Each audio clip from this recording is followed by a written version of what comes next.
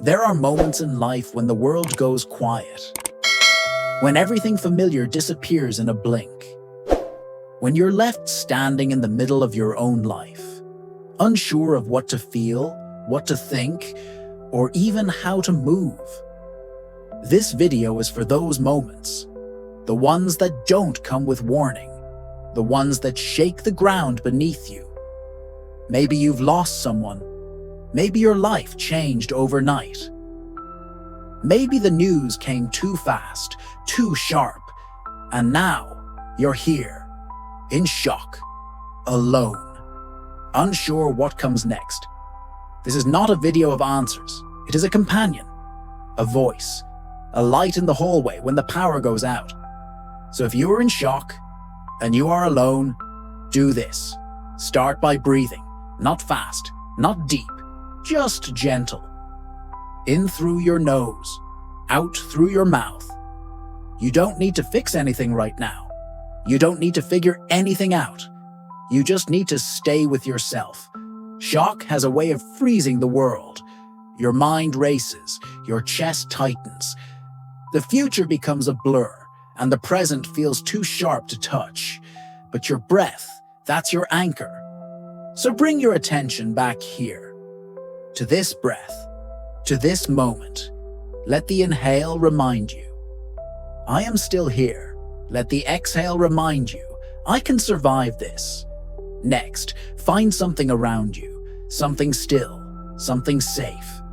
Your hand on your chest, the texture of your clothing, a chair, a floor, a wall, anything that reminds your body it is still in the room, that gravity still works, that the world hasn't completely disappeared. This is called grounding. It doesn't erase the pain, but it gives your mind and body something to hold on to when everything else feels like it's slipping away. If your thoughts are racing, say what you see around you. I see a window. I see a photo frame. I see a cup. This brings you back. If your heart is pounding, place your hand over it. Press gently. Whisper, it's okay. We're okay. Because even if you don't believe it yet, your nervous system needs to hear it. Let yourself feel nothing if that's what's coming up. Let yourself feel everything if it's all pouring out. There is no wrong way to respond to shock. Let's move into the next part. Tending to emotional waves. Shock doesn't come alone. It often brings its friends. Grief, fear, confusion, anger, numbness. These emotions can crash like waves. 1 minute you feel frozen, the next, overwhelmed. Then suddenly, nothing. This is normal.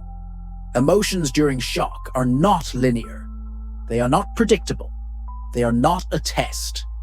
If you're crying, let the tears come. You don't need to explain them. If you feel nothing, let that silence be okay. You don't need to force feeling.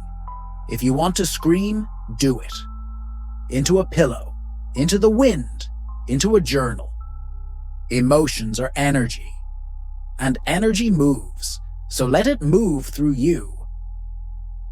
You can whisper your fear, you can speak your sorrow, you can write down what hurts, or you can just sit and know that not expressing is okay too.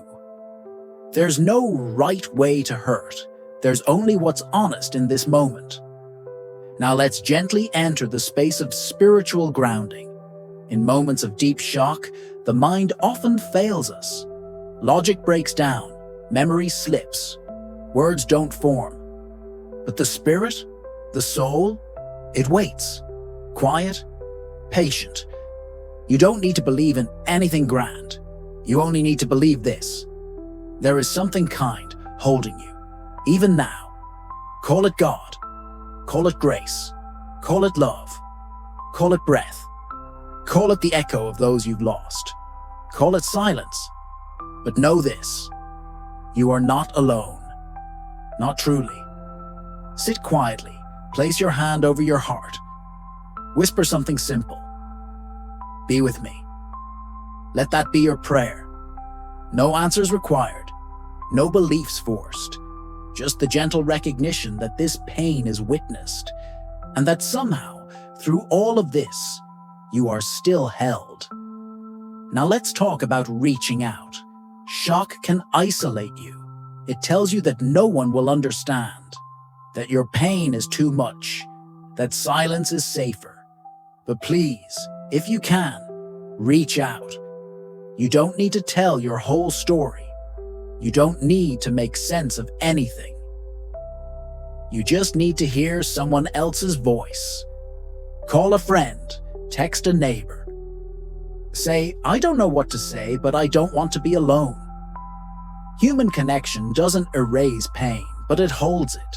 And sometimes, hearing someone breathe on the other end of the line is enough to remind you that you are still part of something. If no one feels close right now, right. Not for others, just for you. Let your pen carry what your voice can't. Then, when you feel ready, return to your body with compassion. Offer it food, water, warmth, rest, not as a task, but as care. And most of all, do not rush your return to normal. Shock changes you. It doesn't just interrupt life, it reshapes it. You don't need to bounce back. You don't need to explain anything to anyone. You just need to move through gently, moment by moment. Let peace find you again, not in one grand moment, but in thousands of small ones. Because healing doesn't ask you to be the same. It asks you to be whole. And that wholeness, it's already within you, waiting, ready, quietly unfolding, even now. Let's talk about memory. Memory can feel like a double-edged sword in the aftermath of shock. Some memories bring comfort. Others sting with the reminder of what's been lost or changed. You may find your mind jumping between moments without warning, from joy to sorrow, from laughter to ache. Let it. Memory is part of healing. It connects the story of your life. It allows you to feel what was, so you can carry it with reverence, not resistance. If a memory brings you to tears, let the tears fall. That means it mattered. That means it still matters. You don't have to force yourself to remember or forget. Just notice what arises. Let your memory be your companion, not your judge. Now, let's speak about identity. One of the hardest parts of shock is the way it strips you of who you thought you were. Suddenly, the roles, relationships, routines that once defined you may be gone, changed, or uncertain. It's okay to feel lost. It's okay to ask, who am I now? But here's something gentle to hold on to. Identity is not fixed. You are not a title, a task, or a single version of yourself. You are a soul, unfolding. You are allowed to change. You are allowed to outgrow. You are allowed to begin again.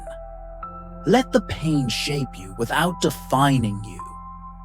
Let the experience change you without reducing you. Because who you are is more than what happened to you. You are more than your worst moment, more than your silence, more than your survival. You are still becoming, even now, especially now. And in that becoming, you will discover a deeper strength, a softer power, a gentler sense of self. Stay with that. And if the day feels too heavy, stay with this breath. And then the next, and then the one after that. That is how you begin again.